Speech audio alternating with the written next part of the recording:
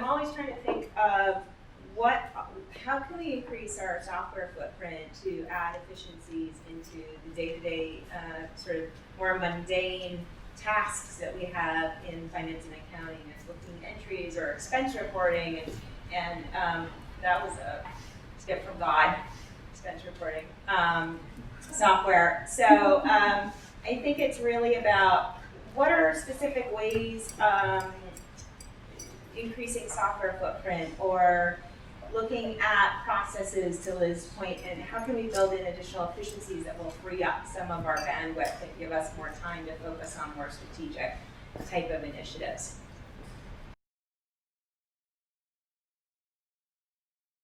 Every day there's a new challenge, and I'd say the thing that comes to the top of my mind right now is how do we look at ramping up finance and accounting infrastructure to support a high growth business?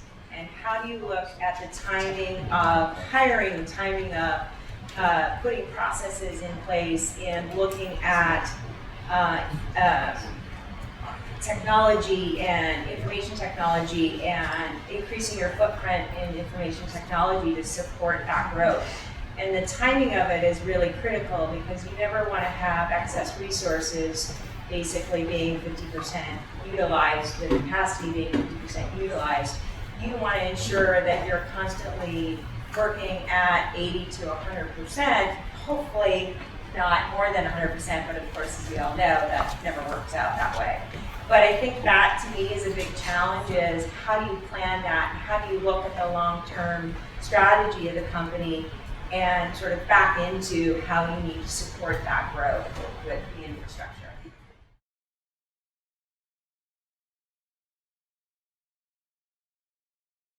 In early stage companies, you got to do all the same stuff that larger companies do. You're not doing as much of it, the volume's not as high, but you still got to have all the key functions.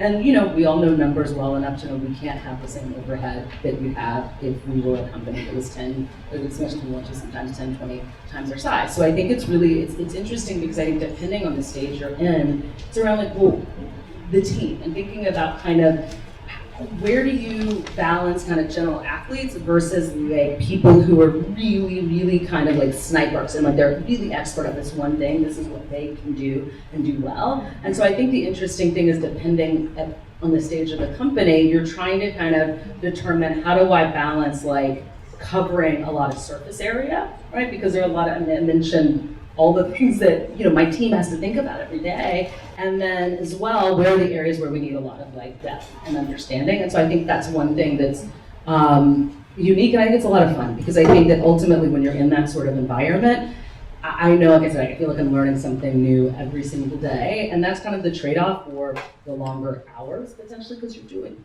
things for the first time that you're not an expert in, and you're picking up the phone and calling. I see a lot of people in this room that I call frequently when I have a question. What do I do when this happens, or how do I treat this? So it takes time to do that, but I think the trade-off is that hopefully I've stopped calling them as much as I was calling them the first 3 months I was on the job.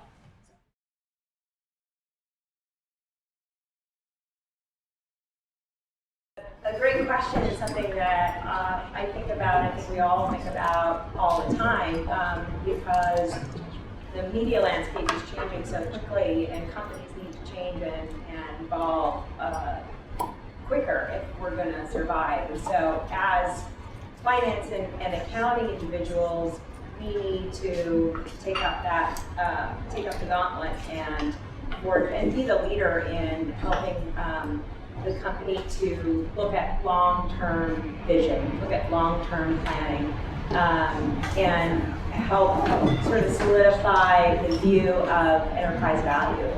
And I think that's sort of something very different from what finance and accounting has always traditionally been, as your typical bean counter. I read something recently that called, we transitioned it from bean counter to bean sprouter. I kind of like that. I like that. And then to sort of wrap that up, there's a Denzel Washington quote from Training Day where it says, shit's not checkers, it's chess. So we always have to be kind of thinking 5 moves ahead, and we're not just kind that. We're always trying